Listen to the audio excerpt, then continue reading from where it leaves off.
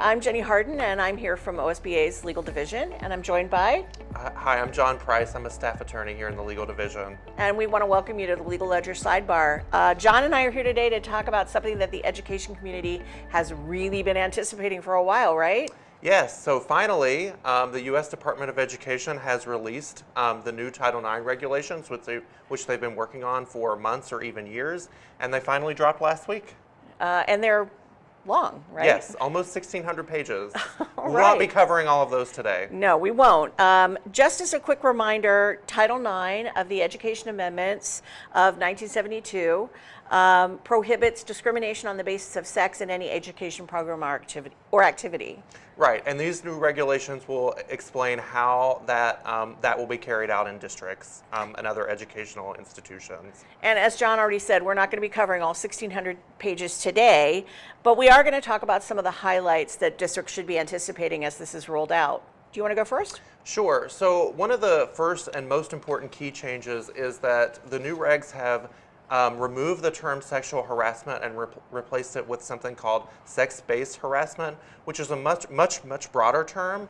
So sex-based harassment will include things like treating people differently. It will include what we used to call harassment, retaliation based on sex, and including on the basis of pregnancy, lactation status, and key for everyone to keep in mind sexual orientation and gender identity. And that last part means that under these new regulations, the same group of people are protected under Title IX as are protected under the Supreme Court's interpretation of Title VII. Exactly right.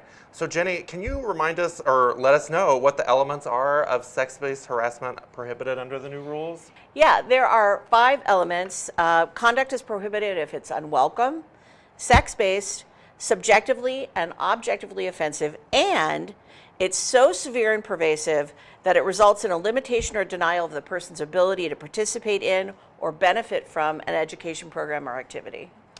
So, right, that's great information. So a lot of the new regulations and a lot of the content of what's in there focus on how districts are going to process complaints under Title IX. Districts will be required to use a grievance process to examine all complaints. And some cases will be able to be resolved using an informal resolution process.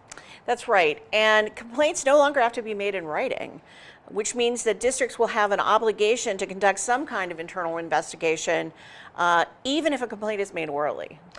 And so that means even complaints that are made to someone other than the Title IX coordinator, correct? Yeah, absolutely. The rules apply to oral complaints made to any district employee. If an employee has knowledge of the complaint, that knowledge is attributable to the district. So that's going to require a lot of training for not just Title IX staff, but all district staff, right? Yeah, it is. And not only can people bring oral complaints, but there's a larger group of people who can file Title IX complaints, including parents. Parents, guardians, and legal representatives for individuals. The Title IX coordinator can also file complaints. Wow.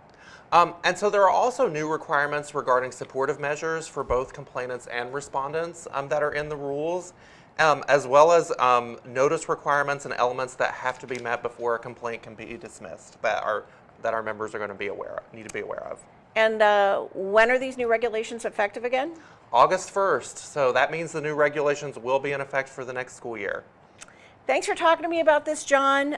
This conversation doesn't even scratch the surface of these regulations. If people want to see them, they will be linked on the text that accompanies the sidebar on the Legal Ledger blog. And we're working on additional resources about how the new rules will interact with other state and federal laws and the policy and procedural changes that districts will need to make. Right, so staying tuned to OSBA for updates is key as always. Board members can also always call our hotline at 855-OSBA-LAW if they have general questions about the new Title IX regulations. For more specific matters, you need to be working closely with legal counsel. Thanks a lot, John, and I'll see you again soon. Thanks for having me. Bye, everyone.